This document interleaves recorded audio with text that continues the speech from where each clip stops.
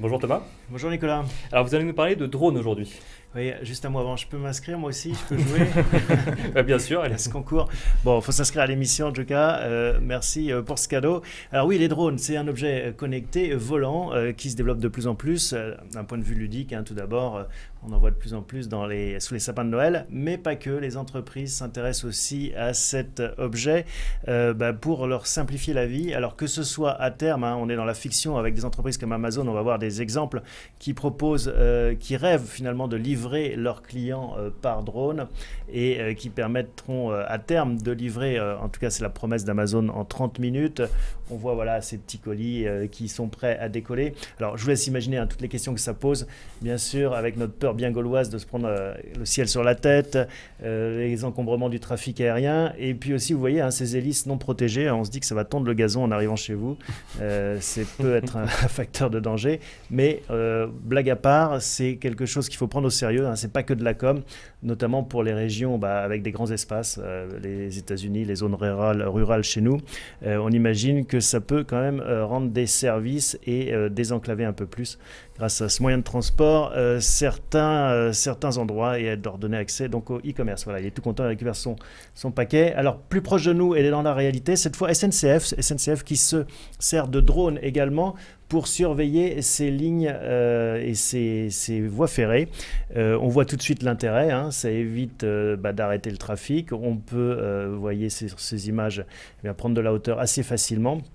Et du coup, voir s'il y a besoin d'intervention sur telle ou telle zone. Donc ça existe, c'est SNCF qui l'a mise en place et qui s'en sert quasiment tous les jours pour assurer un meilleur service à ses usagers. Donc vous voyez, les drones, ça rentre vraiment dans le monde de l'entreprise et ça permet bien sûr pas mal de choses. Mais finalement, où est la limite entre le gadget et l'outil réel? Alors, en effet, dans Amazon, pour l'instant, on sent qu'il y a quand même... on est encore dans l'ordre du gadget. SNCF s'est mise en œuvre. Ça permet de faire des gains de productivité évidents. Avant, il fallait des hélicoptères, des avions, des satellites. Ça coûte quand même beaucoup moins cher. Ça permet d'accéder dans des zones dangereuses sans intervention humaine. On pense à l'activité des centrales nucléaires, par exemple, voire à des endroits assez inaccessibles.